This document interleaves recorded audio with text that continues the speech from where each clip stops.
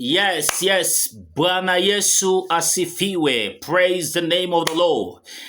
Nataka nitangaze kwamba mwaka unafika kikomo, mwaka huu wa 2025.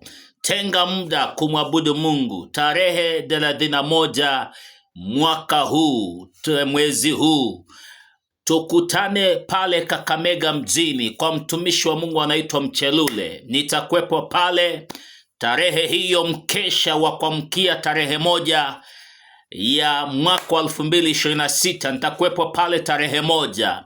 Njoo pale ukutane na nguvu za Mungu. Njoo pale ukutane na neno la unabii ambalo litakuweka mahala ambapo patamtukuza Mungu. Mwaka huu umepitia mambo mengi, hujatabiriwa mambo mazuri. Ninakualika siku ile uje pale kwenye mkesha, uje pale kwenye ibada ya siku hiyo ya tarehe 1. Ubarikiwe, uone wema wa Mungu, kajue mipango za Mungu juu ya maisha yako zitakuwa zipi. Bwana atakutembelea wewe ambaye umelemewa na mizigo mizito, mambo hayakwendi vizuri. Kuna uwezekano unataka kuanzisha biashara, unataka kupata kazi mpya mwaka kesho. Nakualika pale kwenye ibada ya upako, ibada ya manufaa.